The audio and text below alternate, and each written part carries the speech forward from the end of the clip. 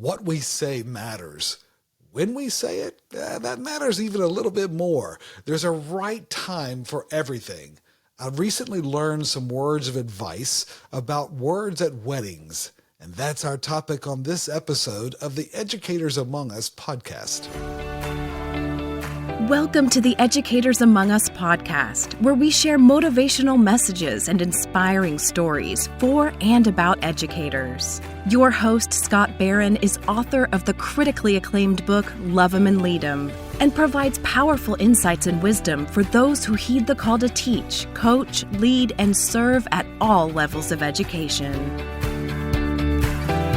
This is Scott Barron, and I'm so honored to be your host for the Educators Among Us podcast. This is kind of a different program because we have a certain set of beliefs about educators. We believe that educators change the world.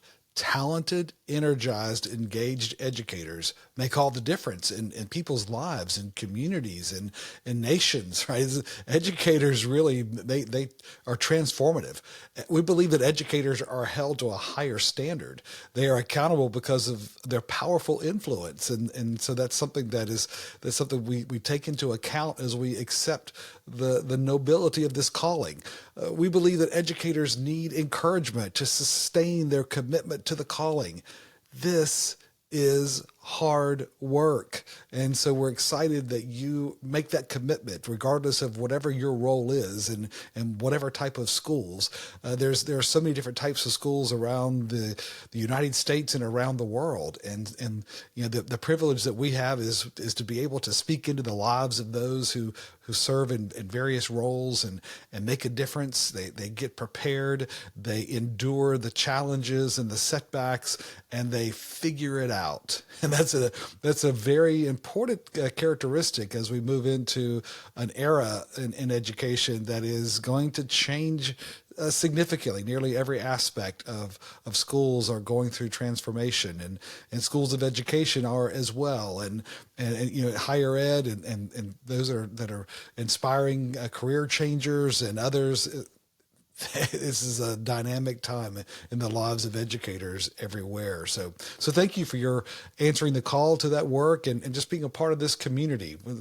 We created this podcast as a way to give perspective and maybe some words of encouragement to navigate through the challenges, but also some tools to think about and maybe even to work on together. We have a lot of schools that use these messages as a part of their professional development that they're doing, both individually as well as a team.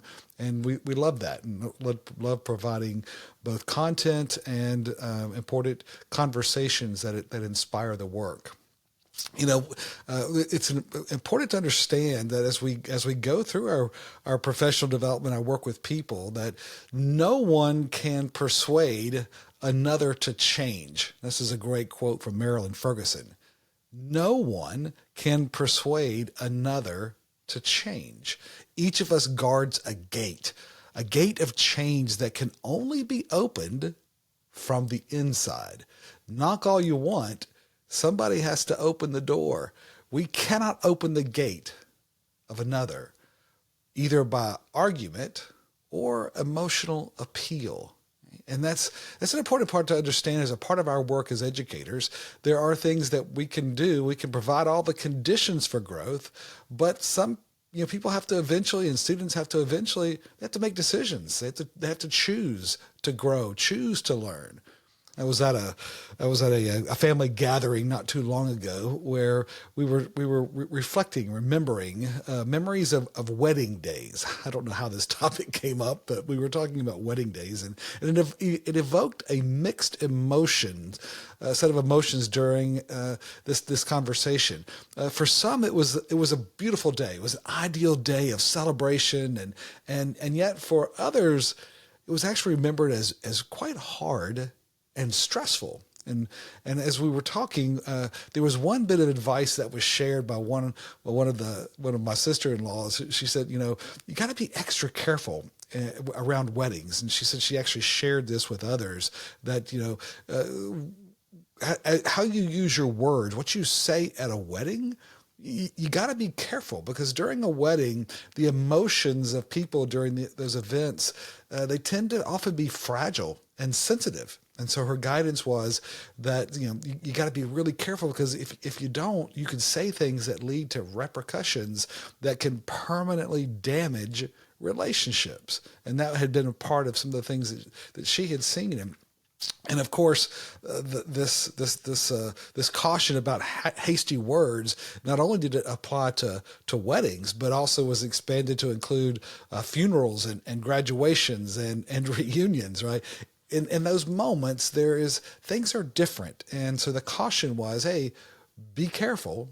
Words of wisdom, be careful, because you never know how that can be misconstrued and taken the wrong way. So be wise with your words. Now, as educators, of course, we know that that's advice that applies pretty much all the time, everywhere. I love this quote from Hesiod that says, observe due measure, for right timing is in all things the most important factor.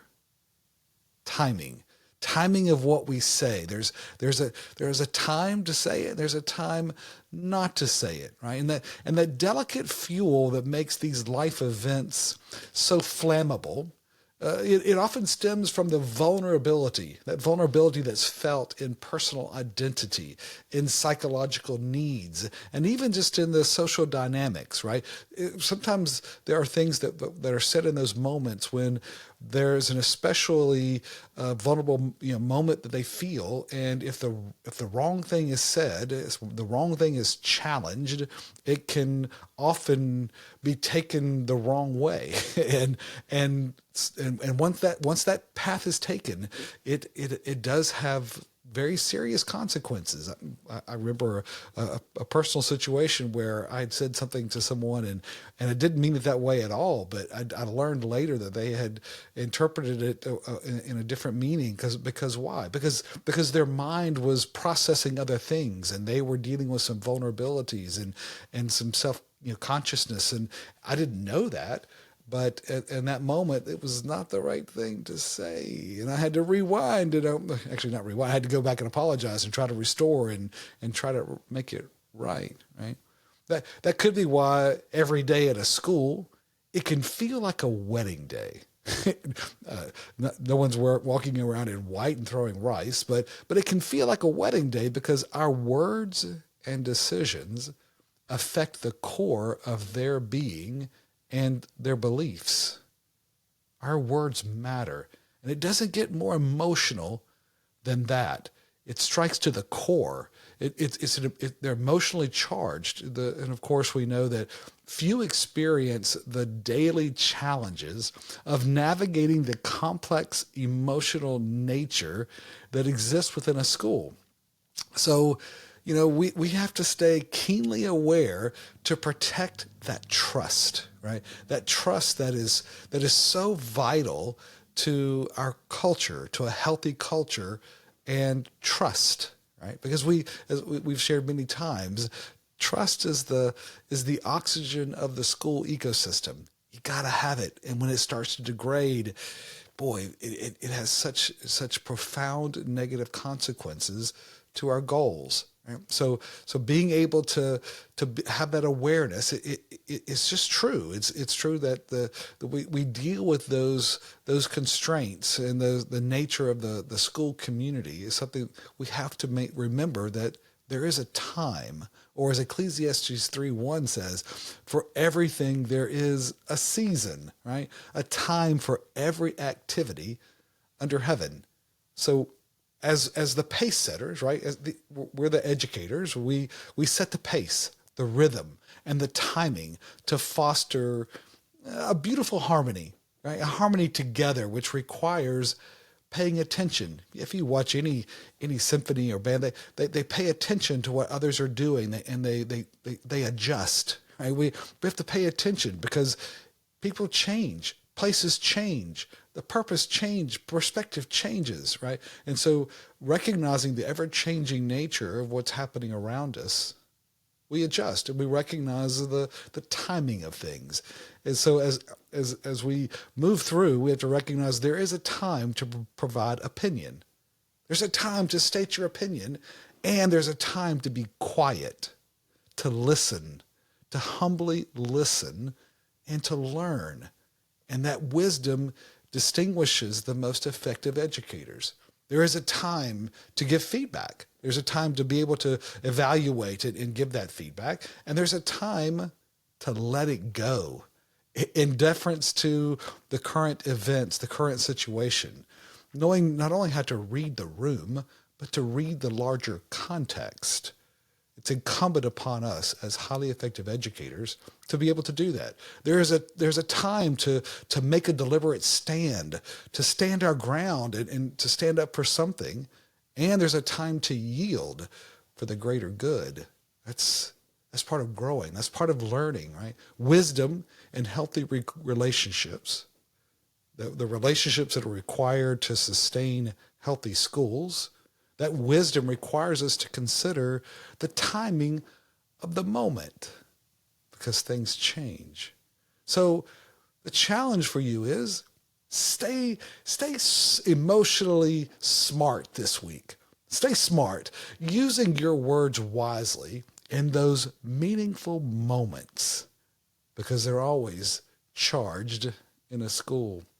Thank you for being prepared, for taking the time to listen and to learn, even to conversations like this. We're growers, right? We love to grow, but we also get to invest in other people to help them discover a path in life and to build our network through trust and high levels of engagement. And that's a privilege that we have. And that's why we are held to a higher standard, because we have tremendous influence in people's lives, and they learn to trust us because we are trustworthy. And thank you for taking that challenge on, for answering the call in a very deliberate way, and being honorable and trustworthy in the journey. Hey, as you're going through this week, just a thought to consider. We call it a coaching question, right? For self-reflection and to maybe think about our habits, right? A coaching question to consider. Did I do my best to stay emotionally smart today? Did I do my best to stay emotionally smart today? Love him and lead him, my friend. This is Scott. Thank you for joining us for the Educators Among Us podcast and for your courageous commitment to this noble calling. We get you and the challenges of this work. To stay connected with this community, be sure to subscribe to our podcast and weekly encouragement at educatorsamongus.com.